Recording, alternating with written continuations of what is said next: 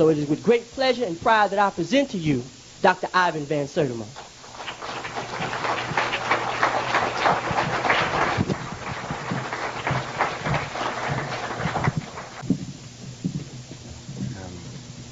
Let me begin this evening by saying that this is part of a series. It is very important to realize that Africa is an exploded star, a shattered diamond, and that its pieces have to be followed in all the continents. You cannot have a sense of what was essentially African just by going into Africa. You have to look into Europe, into Asia, into America. I have been associated for a long time with the American thesis, the establishment of an African presence in early America. But that is just a part, is just one part of the whole story. What we are trying to achieve is a synthesis of the African presence all over the world. The African presence in Europe, which I'm dealing with tonight, is tremendously important, just as important as the African presence in early America. That when the first European entered Africa and touched Egypt, when the Greek touched the Egyptians, they did not treat them with contempt. I want you to note that it's not automatic about white and black being enemies. The whites were stunned by the achievements of the blacks. And they were not only stunned, they stood in awe. So that even though they had defeated the armies which had been taxed by battles with the Asiatics and battles with all sorts of people, the Persians and so forth, when they came in and they overpowered them, they bowed down before their God. They took the black man Imhotep and worshipped him as a god. Many black women became goddesses for the whites. Isis, who was the goddess, who was the female representation of God, she was worshipped throughout Europe, a black woman. They didn't think any woman of their race had that nobility. Artemis became the goddess of chastity.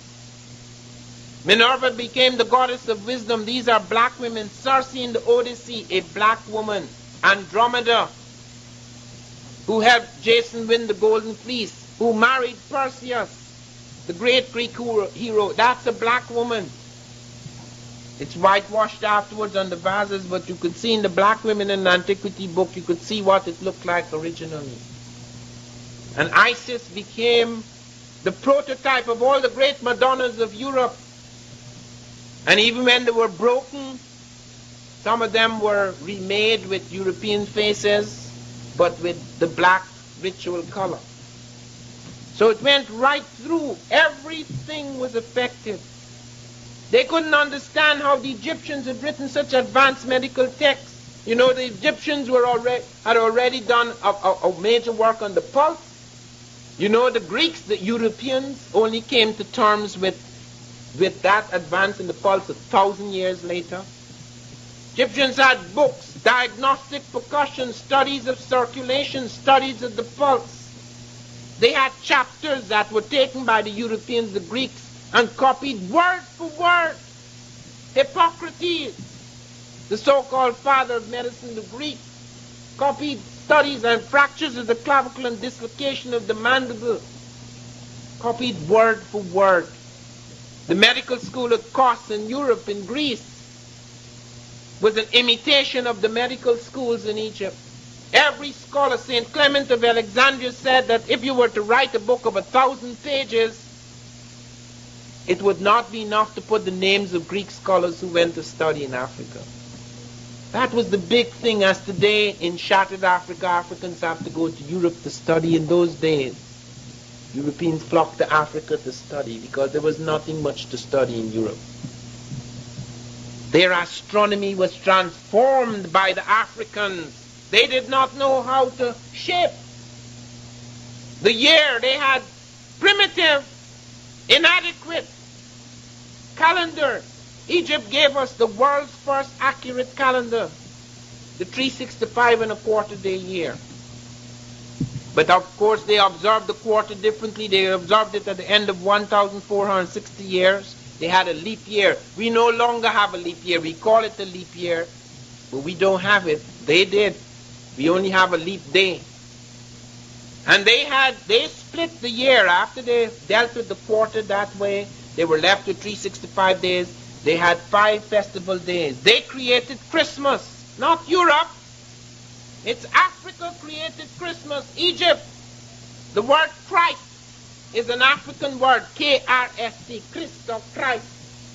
Then it was translated into Greek, Christos. It's not European. Europeans did not embrace Christ. That was to come much later.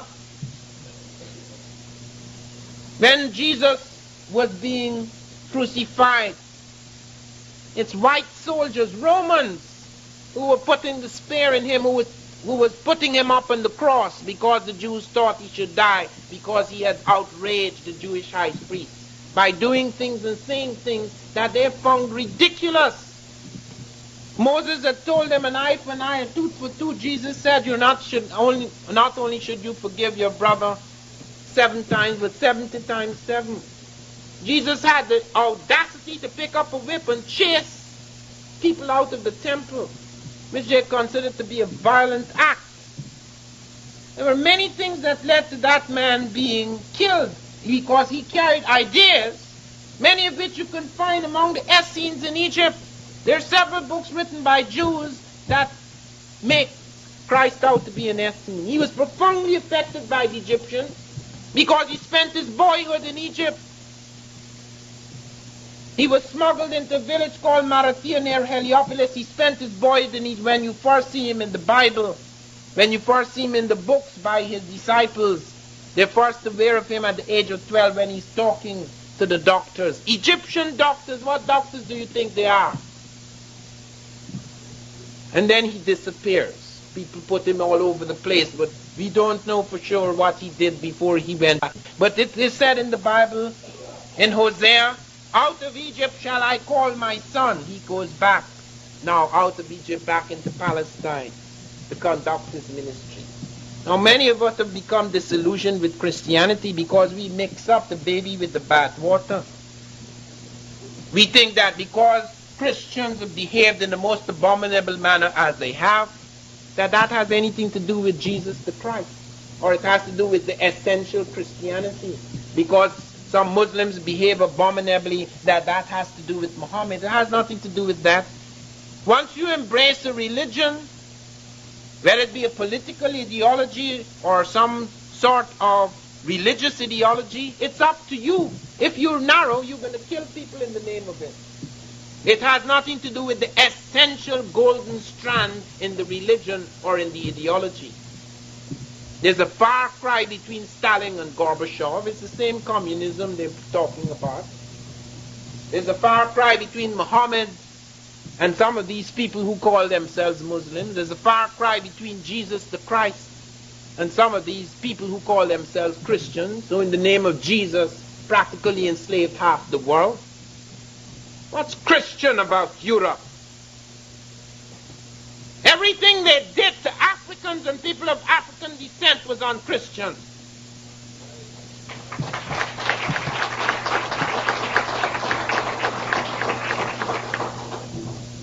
It is true that the image of Christ, that marvelous individual who could make his light shine, the individual beauty and power that could make his light shine against the overpowering darkness of the world. That was something that was to bring tremendous inspiration later on to many Europeans.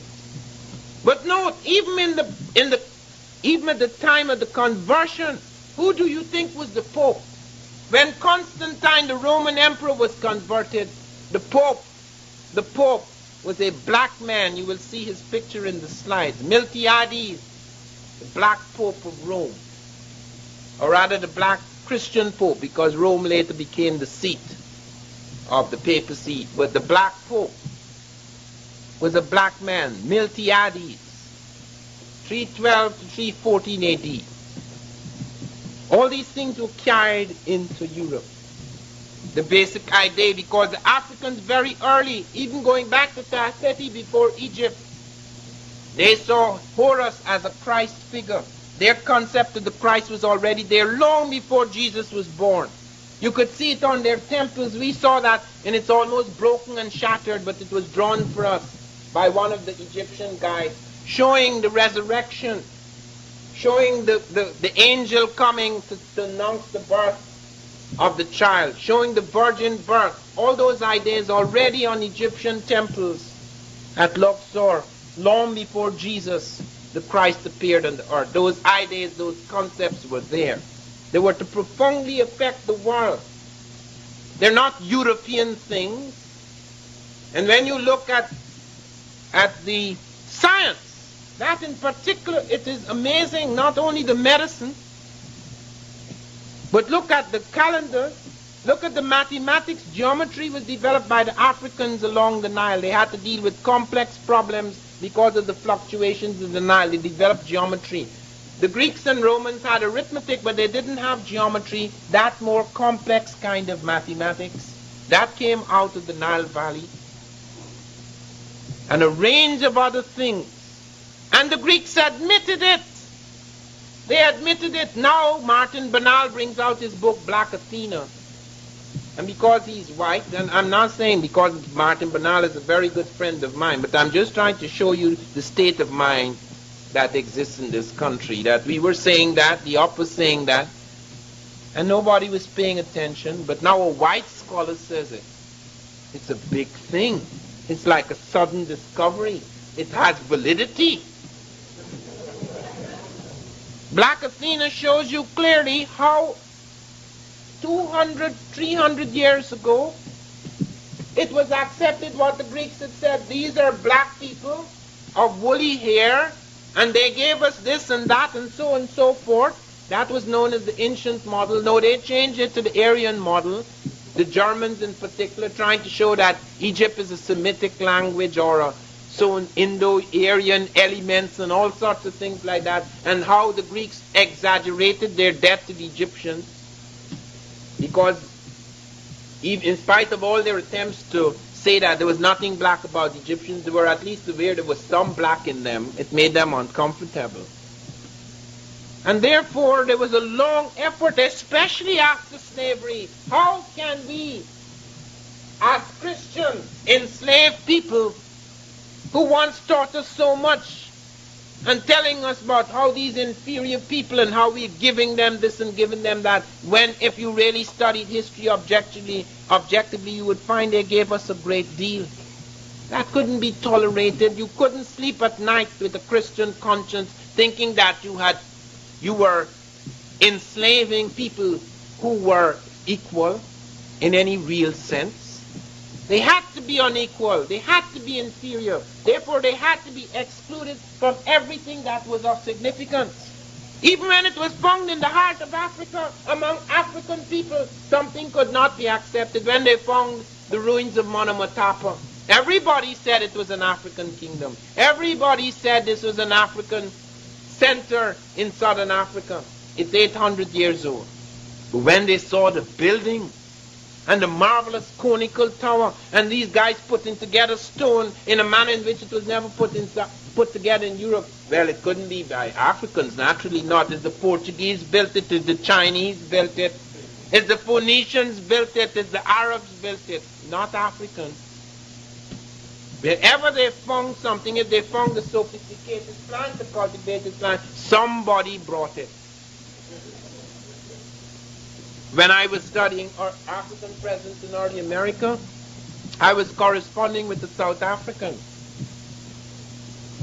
He didn't know I was black, because my name Van Sertima, it sounds like a Boer name, it's a Dutch name. Okay, my ancestors were the slaves of the Dutch, because my country was once owned by the Dutch. So he thought I'm Boer like himself. I didn't say he's a Boer, he thought I'm not much different. And so he's writing these things, and I'm collecting this information because he'd found maize had entered Africa, and he couldn't understand how it had entered. And like Leo Wiener, he'd also claimed that blacks must have been in America before Columbus. But it took me a long time to realize what these guys were really saying. Blacks were in America before Columbus, but they were still slaves. They hadn't jumped at all. Because what he was really saying, when eventually he wrote me a letter in which he said, Van Sertima, if you find the yam, the Caucasian, and the Negro, all three of them West African items in America before Columbus, someone, a human being, must have brought them there. In other words, the blacks were in America because a human being, a white person who could migrate and move, brought these static people into America. Could you understand that? Do you know how deep that is? That is the reason why we have such a hell of a time recovering history. I have students, I teach students in black civilizations. After a whole semester in which I've shown them of all these various methods we've used to reconstruct history, on the plane coming from New Orleans this morning, I'm reading an essay by one of my students in which she is telling me that it's a pity we can never recover this history because we only have the oral tradition, it's unreliable. And she's quoting all of these early white scholars. And the books that she had bought at some expense from me, she wouldn't open the book. Could you understand that? She would not open the book. Now that's not true of many of my students, thank God. But could you imagine that? She has already made up her mind. I'm going to say we did great things, yes, because Van Sertima likes to say that. But I'm going to read the books that were read before because I don't have validity. I'm black. So it doesn't matter what you say, she would not, and she doesn't even know it. She doesn't know that is what the process that is happening. Can you understand the sickness? That is why we can't be casual about this. This is dead serious stuff. It's as serious as religion. And it is religion because it is making sacred again the human being. It is religious in that regard. Because that blackout, it's a blackout, a whitewash. It is as if Europe has totally overpowered us so that, as I say, we become the invisible man in history. And the whole things that come out to suggest that we're making it all up. Look at all these things. It's detailed. It's so detailed that the great thinkers, the greatest scientists in Europe before Einstein, Isaac Newton, who brought about this tremendous synthesis of all the sciences at that point in time. Do you know what he was doing? Now, he is a genius. I'm not denying that. But even he was cheating. They found a book written on various elements of gravity, written by a Moor.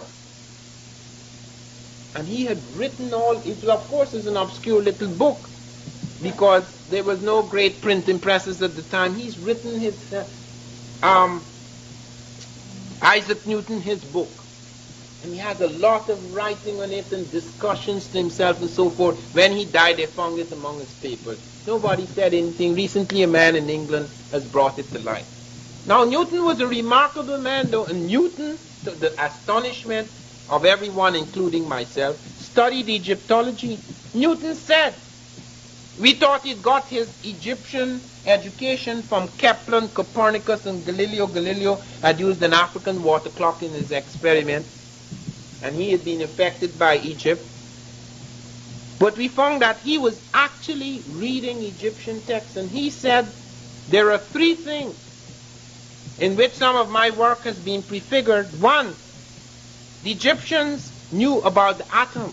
Of course, it didn't reach the point about atomic fission and fusion. That is a recent development. But he said that they called the atom the monad, and they saw it as the building block of the physical universe, even though they had mystical notions about it. Nobody on earth even dreamt about the atom at that point in time.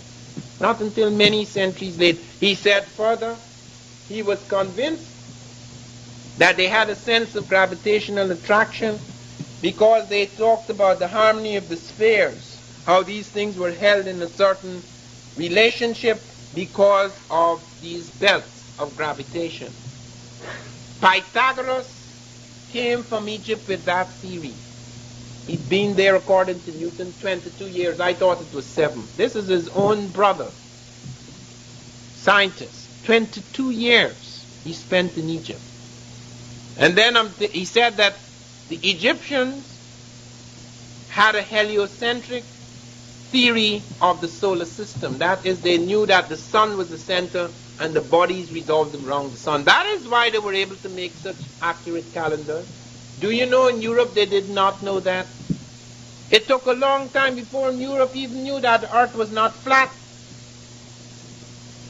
And they had people, intelligent scholars in Europe, telling you that if the earth was wrong, you would fall off. And they would tell you that if the earth was wrong, then there would be people in Australia walking upside down. That was a big concept for them. These are, you see, now we are living on the European power, where the European media overwhelms us and all the books are European, so that we automatically assume, having been born in that prison, that mental prison, we automatically assume these people were on top of the world with all their tremendous intelligence and invention. That is not the case. And it doesn't just end with Egypt. There were other movements by Africans into Europe. Africans were not a static people. Not only had they been there migrating in the very first period, 3 African types migrated until finally the modern type,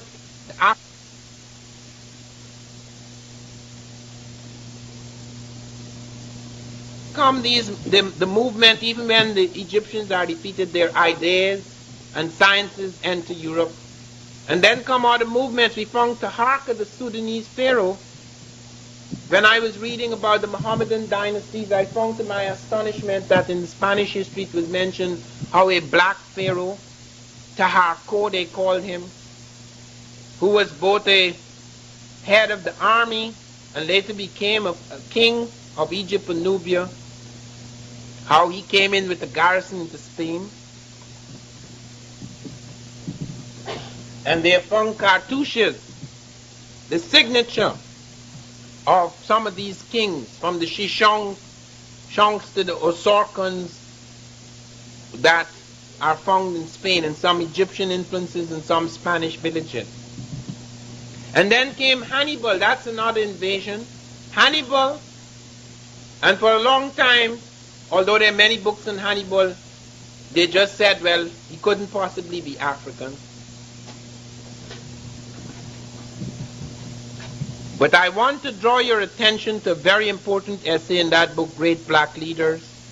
There's an essay on Hannibal that is very important, and there you will see for the first time the actual photograph of Hannibal as found in a coin. Now, there are many of these coins, okay, and all of them have Africoid faces on them, but this one is a special one. This is clearly Hannibal, because on the other side of the coin is the elephant Surus. This is the elephant, the only elephant that Hannibal rode. And there's an inscription telling you it is Surus. And all the battles that were involved, bringing the Africans and other people, mercenary armies across the Alps, and the final battle against the Romans is all described in that essay. For 10 years, Hannibal held power over a great part of Europe. But when his brother Hasdrubal tried to bring up reinforcements from Africa, he was murdered, and the Carthaginians lost hope, and Hannibal was abandoned and he committed suicide. But very significant was the eventual movement in Europe by the Moors, and I want to say a lot about the Moors. The Moors, that there again greatly misunderstood. Who are the Moors? The Moors are a mix of people. In the Sahara, there were people known as the Garamantes. These are indigenous black people. However, there came in some fair-skinned Libyans. They're both black Libyans and fair-skinned Libyans. These people came in and they were known as the tawny Moors, okay, the white Moors or the tawny Moors, but the vast majority were black Moors, the Garamantes. Then at first the Arabian Peninsula was peopled strictly by blacks. Then came another group coming in, and by the time of Muhammad, the blacks were a minority in Arabia. So you have an Arabian type that comes into play.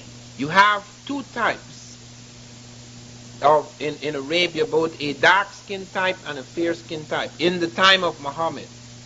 And in fact, it is the fair-skinned type that runs against Muhammad and pushes him into Ethiopia. Muhammad runs into Ethiopia, just as Jesus went to Egypt.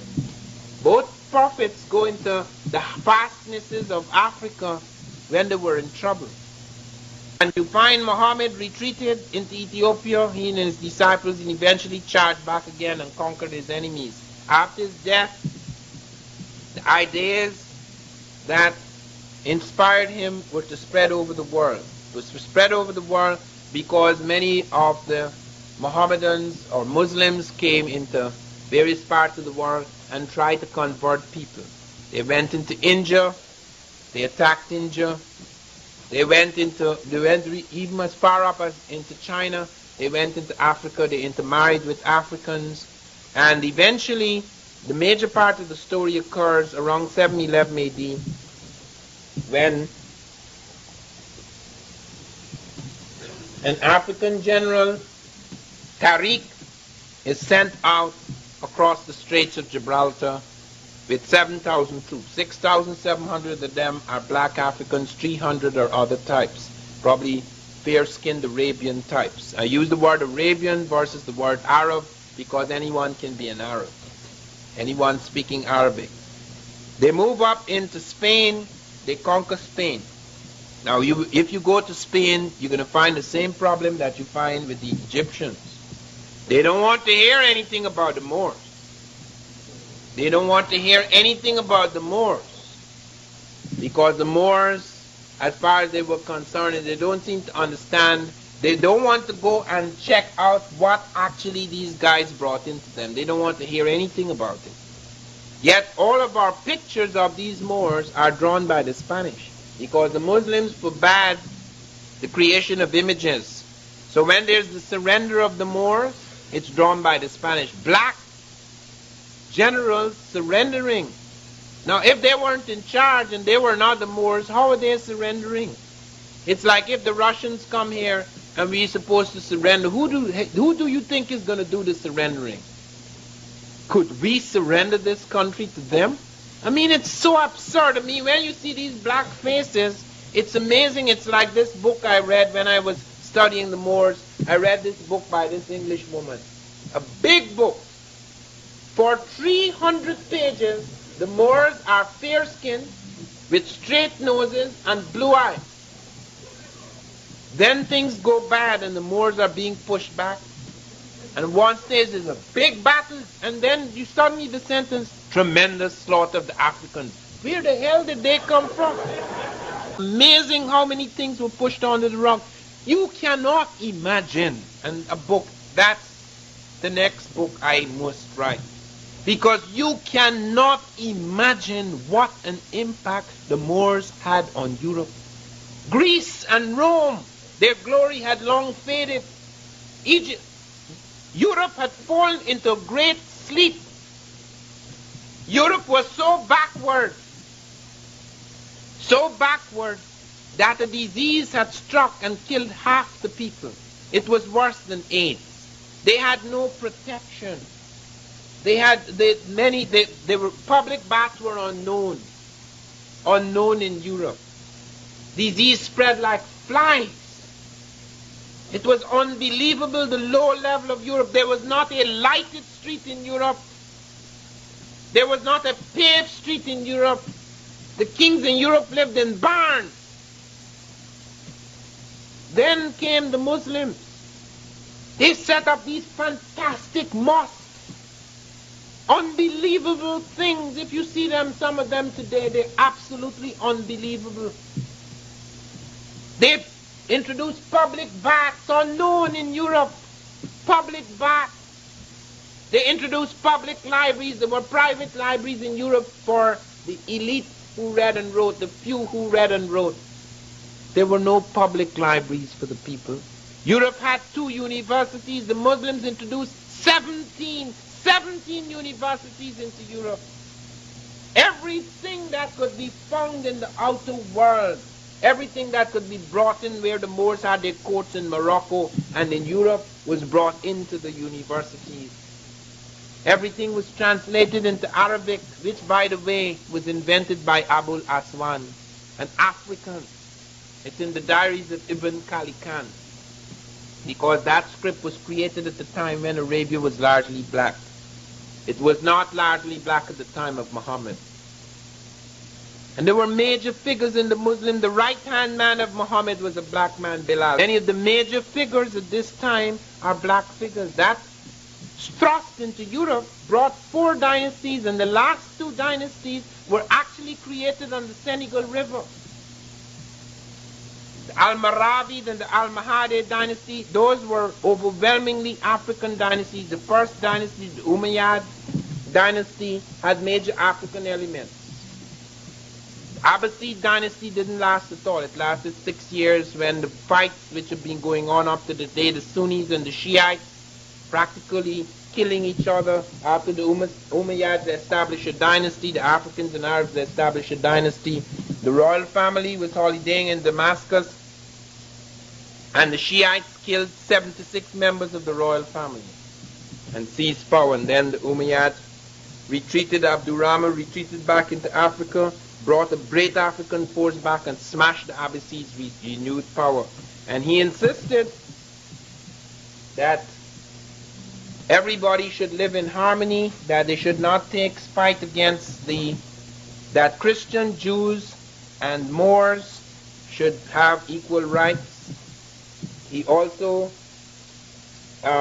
insisted that one thing he did insist, he did not, and this is one thing people say, well, okay, but you invaded Europe too, so what are you talking about us invading you? Well, we, the Moors, of which we are a critical part, did not destroy the legal system of Spain and Portugal, did not destroy their churches, did not destroy their language, did not destroy their humanity.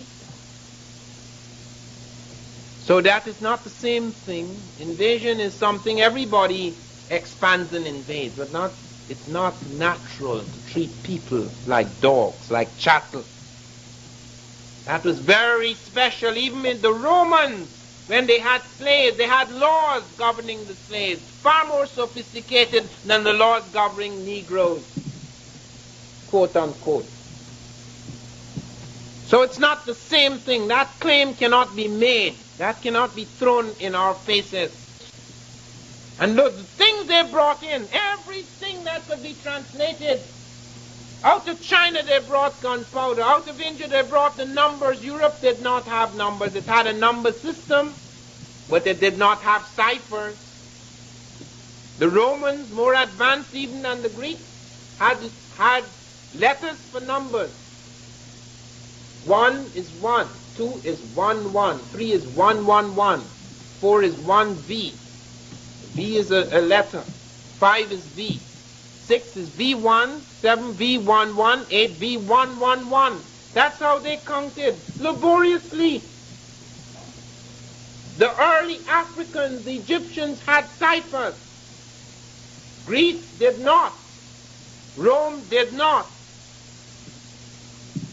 And who do you think brought the ciphers we're using today into Europe? Not Europeans. Europeans didn't invent 1, 2, 3, 4, 5, 6, 7, 8, 9, 0.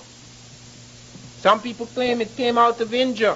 And recently, about a year ago, someone brought to my attention that at Saqqara, there's a stone in the step pyramid of Saqqara which carries the shape of these numbers, and that Imhotep, at the time of Imhotep, these ciphers are listed alongside of the common ciphers.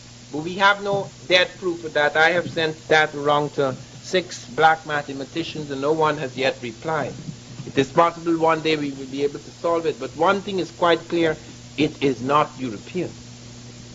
So comes things from all over the world, the compass, the astrolabe, the ciphers, the calendar, all of these things coming from, and then you're going to hear about how we did it all. We made the world. You see, these are the little people who were backward and did not have a brain like ours, did not have as many convolutions in their brain. Even scripts, which we take for granted, how Europe became so literate. Europe was 99% illiterate the time the Moors attacked in 711 AD. So was the rest of the world.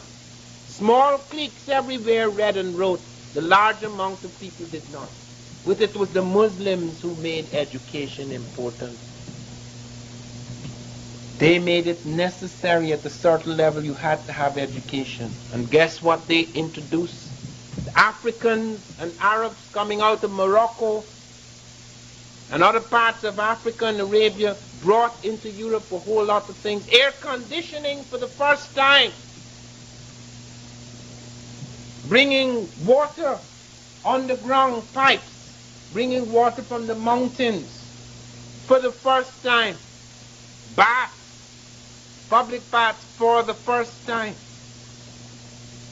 And bringing so many things, all the great fruits of the world, strawberries and lemons and dates and all of those things introduced into Europe for the first time. The silk industry introduced to Europe for the first time. The rice industry introduced into Europe for the first time. And all the things like us today, for example, in sophisticated Japan, the best cameras, the best radios, the best cars, etc. It's so frightening that at that time, the best things in the world were where the blacks and the Arabs were. The tanneries of Morocco, the sashes of Almeria,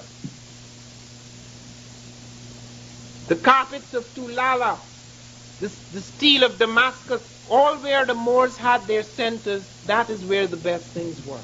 They introduced optics. The first eyeglasses in the world were made by the Moors. The first experiments with the camera, although it was not yet perfected, was made by the Moors. And we never hear anything about that. They wrote long agricultural treatises. All these things were introduced. The first lighted streets in Europe, the first paved streets in Europe were made by the Moors. And all this in 1492 came to a brutal end. It came to an end before. It came to an end around 1230 AD when the Moors started to retreat until they were left with one place, Granada. And in 1492, the same year Columbus sailed for the Caribbean, came the forces of the Spanish, defeating the rest of the Moors who had been split by battles between the Sunnis and the Shiites. They were weakened. The slave trade had weakened, had already begun to affect other parts of Africa. And then eventually you find the fall of the Moors in 1492. And that fall was a tremendous fall because it was to change so many things. And the most important thing it was to change was the attitude of the world towards people of African descent.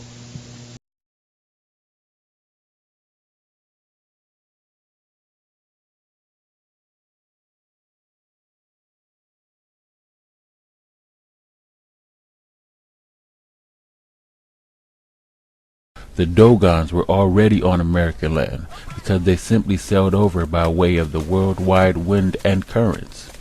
The first Africans to set foot on American soil were in fact the Dogons of Mali, who used such currents as the Canary and the North Equilateral Current that recycles from West Africa to America and into the upper Atlantic Ocean. This was before the invention of sails. The Guinea Current flows eastward along the Guinea coast, with frequent cycles out to the sea, where it joins the South Equatorial. The second group of Africans to land in America were under the leadership of Abu Bakari in 1311, and had mixed in with the Olmecs and became known as the Washoe. The third group of Africans to land on American soil were the Idrisids, who were the ruling dynasty of southern Morocco and Mauritania, who came into Morocco before the invasion by the Dogon Malians and the Senegalese. This group of Moors arrived in 1727 with Mensa Khan Musa, who was searching for his ancestors of Abu Bakari. And indeed, the Washos were Moors. Let's go back a little bit more and explore this topic about the Moors. I previously stated that the Olmecs were of Mali, and that does make them Moors. Absolutely, the Olmecs were indeed Malian Moors. The Mayans were the descendants of the Malian Moors and were often referred to as Black Mexicans or Quetzalcoatl. There are ancient Mexican wall paintings that depict these Negroid kings as rulers and are unmistakably African. These Moors were the people who built the Great Pyramids all over South America, Peru, Canada, Alaska, and Georgia. Scattered all throughout North America along the Mississippi River and its tributaries are found mounds built out of tons of earth, tons and tons of earth. The people who built them were called the mound builders, and they were the descendants of the Malian Moors, the Olmecs. These Moors eventually migrated to North America from Mexico and became known as the Washita, the Yamasee, and the Ben Ismael tribe. The Ben Ismael tribe was a collection of what is known as the Lenape, the Wampanoag, and the Nanticoke Indians who migrated to Indiana and Illinois and referred to themselves as Moors, even though the United States government continued to classify them as Negroes in order to strip them of their indigenous rights. It is often not talked about, but the Moors had enslaved the Europeans before they enslaved blacks. Their women were sold like commodities into the harems and as concubines of wealthy Moors. This is the reason why the Moorish noble were for the most part bleached out and became as tawny Moors, Turks and Arabs, which are no more than fixed mulatto races. This is also the reason for the Moors in the coats of arms of the noble European families, this so-called black nobility of Europe. The European nations paid tribute to the Moors well into the 18th century. In the book, The United States and Barbary Powers, the English, French, Dutch, Danes, and Swedes, and may I say all nations, are tributary to them. David McRitchie in the book Ancient and Modern Britons says the word blackmail is the result of this tribute paid to the black army or black oppressors as the English referred to them. The Moors had control of the Atlantic and the Mediterranean. This is why the Marines sing of defeating the Moors, from the halls of Montezuma to the shores of Tripoli, confirming the extent of the Moorish Empire and dominions of Amexem or Atlantis. Here you see the first page of the Moroccan Treaty of 1787. It should also be noted that Shakespeare's most famous Moor, Othello, is also described as a black African. Thomas Jefferson and Benjamin Franklin worked closely with Moors in the Continental Congress to secure this treaty. In the Bevins collection, there are over 200 letters to the Bey of Morocco from the Continental Congress. There were many Moors in the Continental Congress working with the European Masons originally taught by the Moors to form Novus Ordo Seclorum, the new secular order of the ages, e pluribus unum, out of many peoples, nations, one. The Moroccan treaty is very powerful because, according to the Constitution, treaties are the law of the land. This treaty specifically deals with Moors. The question that may arise, how do we know that where the treaty says Moors, the so-called black people of the time is being referred to? The Moors were considered citizens or part of the we the people who ratified the Constitution. It says, quote, "Thus an act was passed in Massachusetts on the 6th of March, 1788, forbidding any Negro not a subject of the Empire of Morocco or a citizen of the United States from tarrying in the Commonwealth," unquote. For this would show that those who referred to as Negroes were actually Moors, and that they were on the same footing or status as citizens. Those who remembered that they were Moors used the Moroccan Treaty of 1787 to secure the rights on the same footing as the state citizens without otherwise being obligated members of their social equality. while those who were brainwashed into believing they were Negroes, descendants of Africans brought here by Europeans, were unprotected by the Moroccan Treaty, as well as the Articles of Confederation and the Constitution. This document says, and I quote, "A petition was presented to the House from free sundry Moors, subjects of the Emperor of Morocco, and residents in this state, praying that in case they should commit any fault amendable to be brought to justice, that they as subjects to a prince here in North America, in alliance with the United States of America, via the Moroccan Treaty of 1787, may be tried under the same laws as the citizens of the state would be liable to be tried, and not under the Negro Act, which was received and read." End quote. Thus, you have Moors back in 1789 saying what we say now. Our nationality is Moorish, not Negro, black, colored, etc.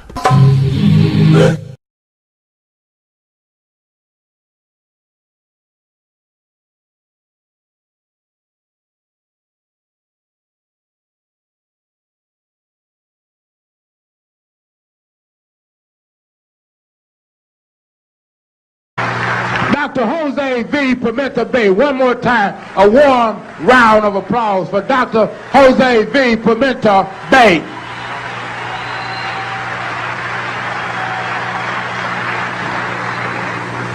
I want to thank you all very much for coming out and giving me an opportunity to share what I hope is relevant and useful information. I, of course, begin by saying in my initial tradition, Islam, I also say Imhotep, and in the Arabic language, Assalamu alaikum.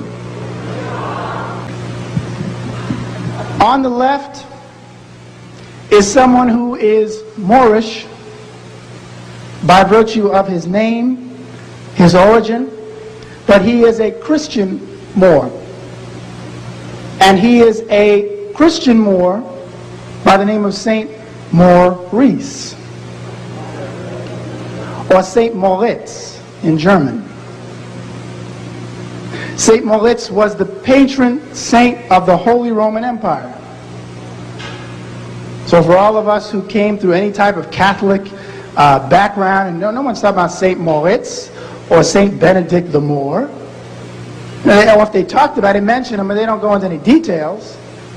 Oh yeah, the name of this church is, Saint Benedict the Moor. Okay. I'm trying, sister, I'm trying.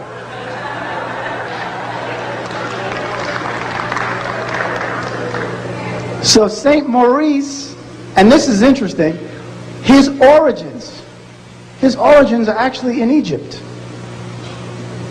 Now, this is where we get into understanding this link.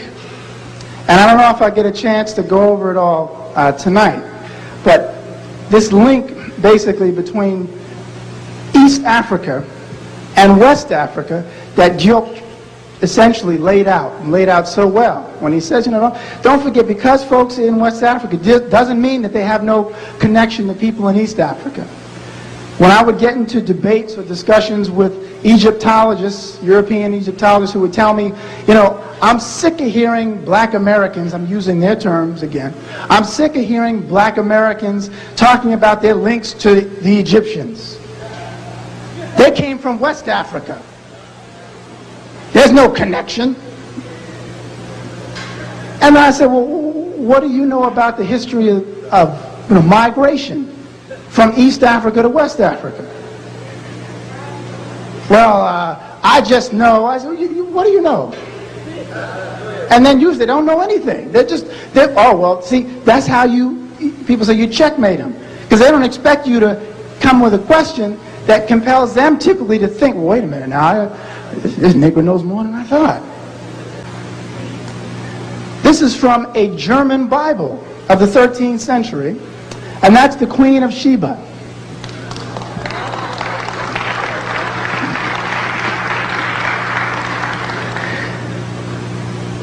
We need, again, I say, to make sure we understand, like I say, the European historical record was clear on indicating the legacy of African, if you will, and Moorish people within its own cultural development.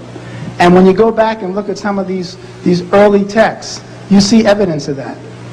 But of course, the rise of the enslavement system required the need to hide the history, or, as I say, to alter or obfuscate it. You may have seen Charlotte Sophia von Mecklenburg. Well, Charlotte Sophia von Mecklenburg was the consort or the Queen of England, the wife of King George II. And she was directly descendant of a Moorish woman who was of royal ancestry. Because Europeans were intermarrying, it shouldn't be surprising, Europeans were intermarrying with Moors and Africans, other African peoples. And we need to also understand that England, as early as the 16th century, established a relationship with the Moorish Empire through something called the Barbary Company, which is a trading company. And this trading company was providing England primarily with agricultural products that it needed, foodstuffs. And that relationship would go on for centuries. And sometimes it would be good, and sometimes it would be bad, depending on what was happening politically.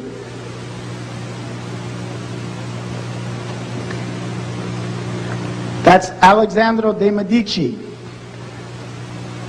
The Medicis, somebody said looks like Arthur Ashe.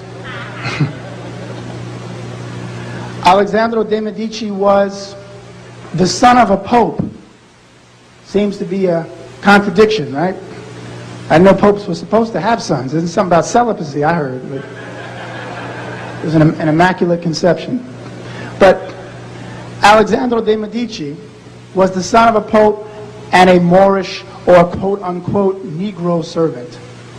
And the Medicis were the ones responsible for the classical Greek Renaissance that takes place in Europe.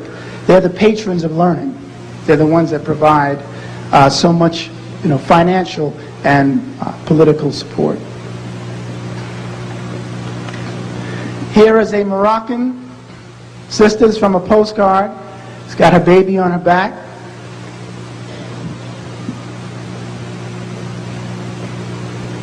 This is a Moroccan sister also who was referred to as a Berber.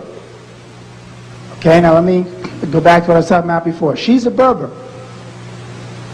Okay?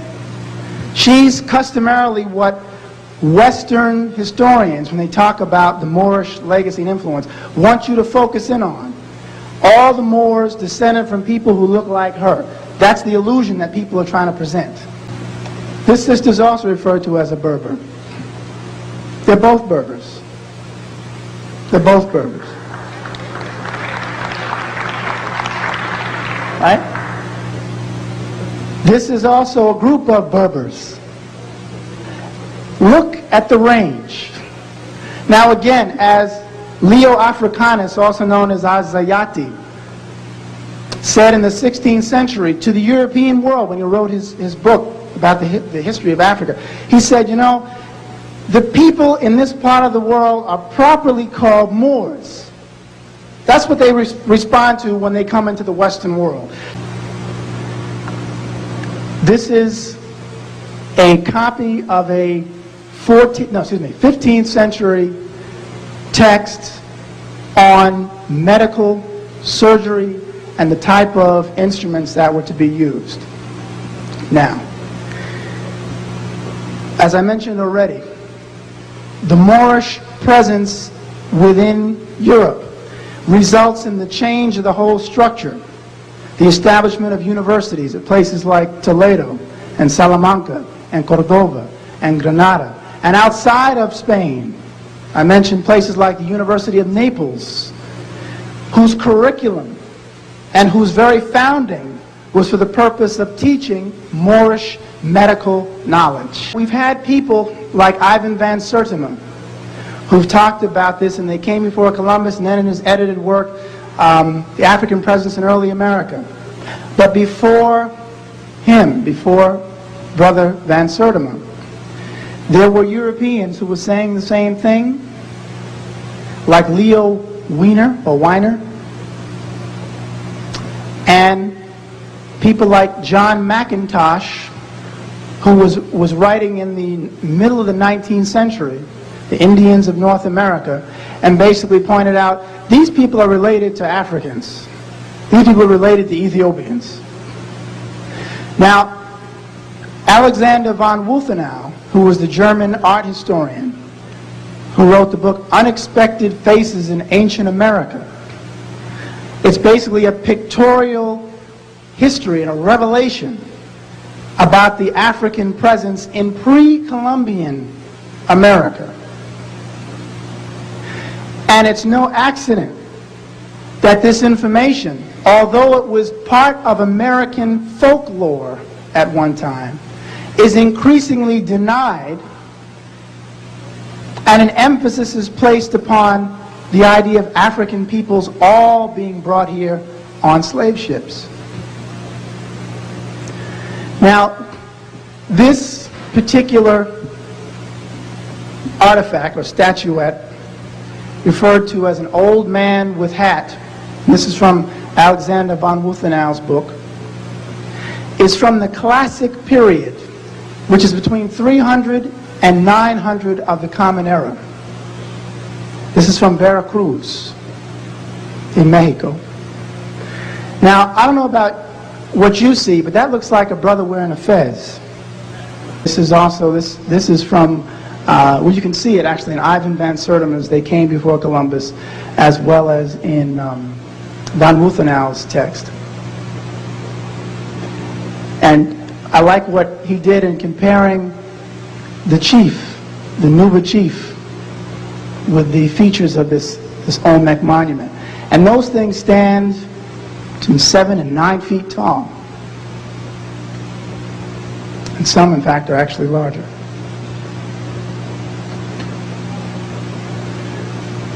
It's another.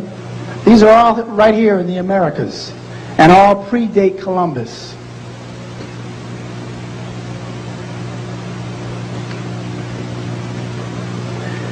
This is an Arapaho Indian brother.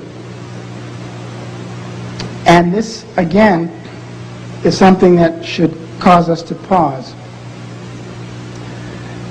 When you read references like Hernan Lopez de Castaneda, who wrote a book in the 15th century in which he referred to the peoples living in Panama as part of an Ethiopian tribe, which means that they must have looked like African people. When you consider the evidence, maybe those people who fled had already been there.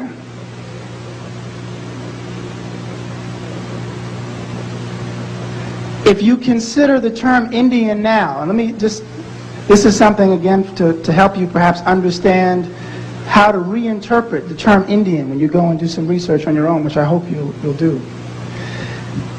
At one time, the Europeans used the term Indian or Indias to refer to African people. Now, a lot of folks didn't even know that. It's like, really? Oh, yes. Absolutely. And when people in the early 19th century were reading a book called A Sketch of an African Indian, 1822 by Salop Wellington, and you look at the images, they even give you, pictures. A sketch of an African Indian. They're talking about people from Gambia. The book is about a Gambian, but he's called an African Indian. Given that, what does that make us think when you go back and imagine when Europeans talked about Indians in the 16th and 17th and 18th centuries? How did those people look?